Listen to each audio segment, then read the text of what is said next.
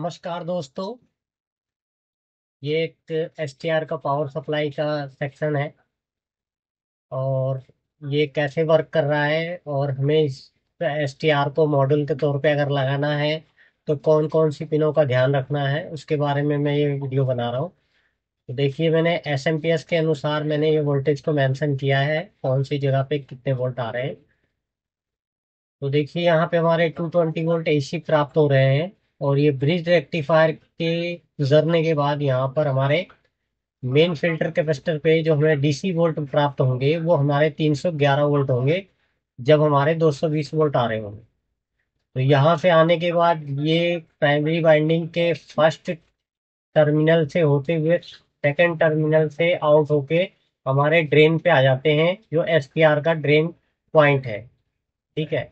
तो यहाँ पर ये पहुंच गए। पहुंचने के बाद देखिए, यहाँ से ड्रेन पॉइंट से एक डायोड लगा हुआ है और एक नॉन पोलराइज्ड कैपेसिटर 102 का लगा हुआ है और 100 के का एक रजिस्टर लगा हुआ है। और ये सीधा हमारे पॉजिटिव सिरे से जुड़ा हुआ है और दूसरा सिरा हमारे ड्रेन से जुड़ा हुआ है। और दूसरी जो वाइंडिंग है वो ऑक्सिलरी वाइंडिंग है, जो इसको रनिंग सप्लाई जो मिलेगी कंटिन्यू, वो 16.6 वोल्ट आउट हो रहे हैं। वो इस वाइंडिंग के अनुसार यहाँ पे हमें इतने वोल्टेज मिलेंगे। ये वाइंडिंग अलग अलग हो सकती है, अलग अलग आपको एसएमपीएस में। तो जो ये वाइंडिंग है वो इसके अनुसार है, जो एसी वोल्ट यहाँ प्राप्त होंगे उसके अनुसार जो हमें डीसी वोल्ट मिलेंगे वो 16.26 वोल्ट मिलेंगे।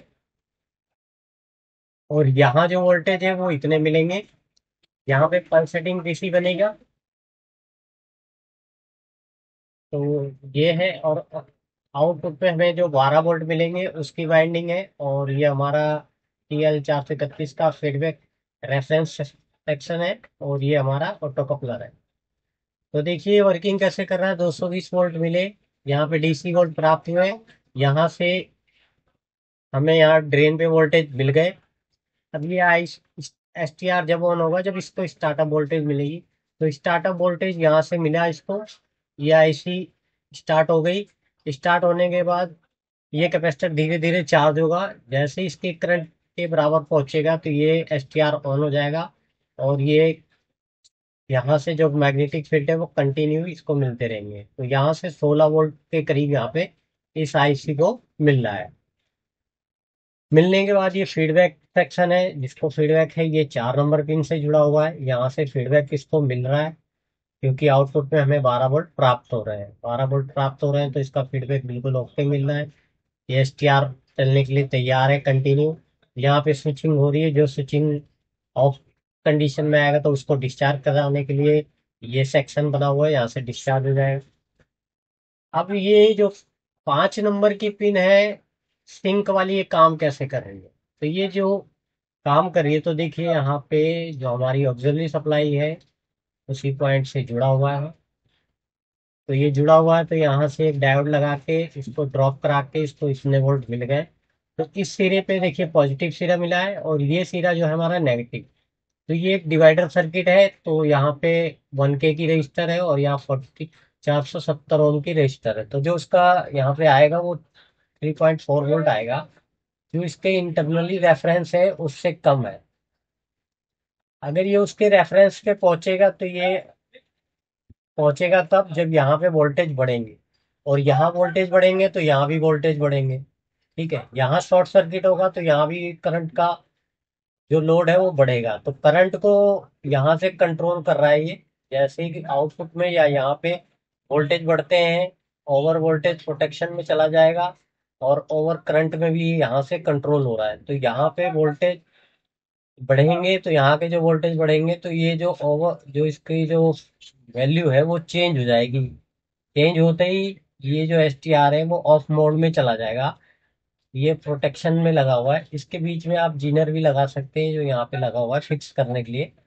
मान लीजिए आपकी ज़्यादा आ रही है तो उसको क्लैंप करके यहाँ पे वोल्टेज फिक्स हो जाएंगे और बाकी वोल्टेज ग्राउंड हो जाएंगे और जितने वोल्टेज को जाने उसको चले जाएंगे।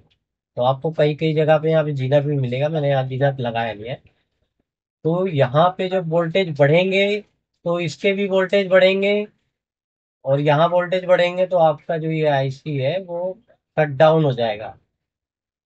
और आपके आउटपुट में फ्लैक्चुएशन हो रही होगी तो भी ये यहाँ पे फ्लैक्चुएशन देखने को मिलेगा, तो यहाँ वोल्टेज में भी परिवर्तन आएगा।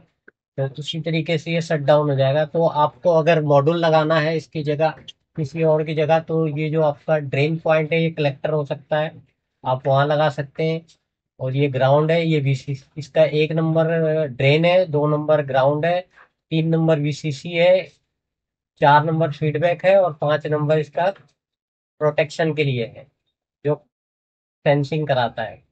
तो आप इसको यूज करके लगा सकते हैं।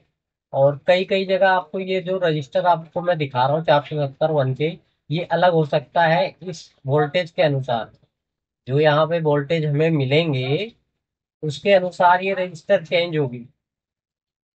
ठीक है, ऐसा नहीं है कि ये आपने उठाया और ये लगा दिया है। जितनी आपकी वोल्टेज आ रही है उसके अनुसार ये जो रजिस्टर है ये लगेंगे।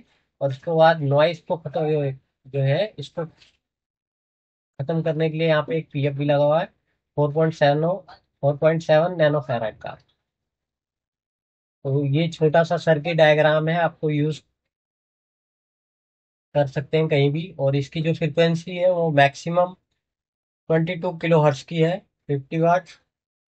और यहाँ पे मैंने इसका पिन मेंशन कर रखा है इस एस टी आर का, तो आप इसको यूज कर सकते हैं।